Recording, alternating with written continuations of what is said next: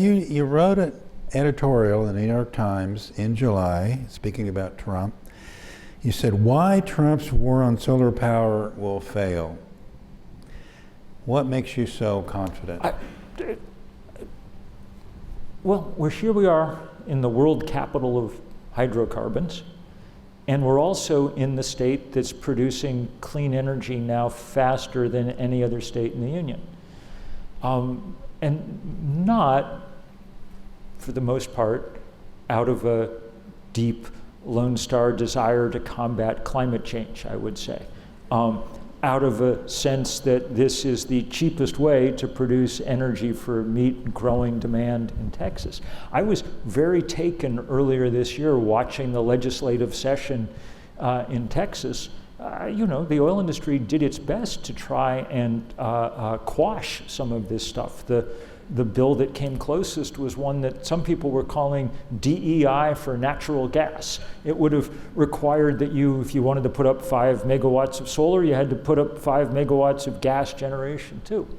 Lots of people emerged out of the woodwork in Texas, especially from, I think, rural parts of the state, to say, guys, this is, what keeps our school system going is our wind farm, our solar array. Don't do this.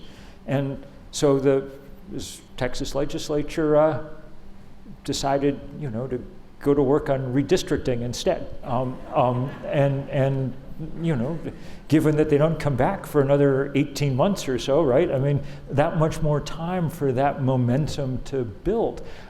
Texas is in way better shape energy-wise now than they were 2 years ago. I mean, the cost for electricity on peak days is far lower, and the grid is far more stable because there's a lot of solar power and a lot of batteries.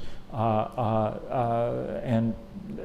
people at ERCOT have been talking about that a lot, where you shouldn't see the sort of blackouts and things that have plagued this state because that energy mix is now much more reliable. So,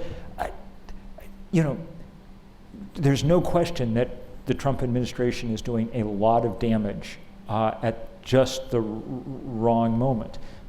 This is the moment when we should be accelerating, in part to meet the climate challenge, but also in part to meet the China challenge. Because if we decide to spend the next 4 years not pursuing these technologies, we're going to wake up in 2028 and the Chinese are going to own the technological future and with it the economic future, and probably as a result an awful lot of the global political future too.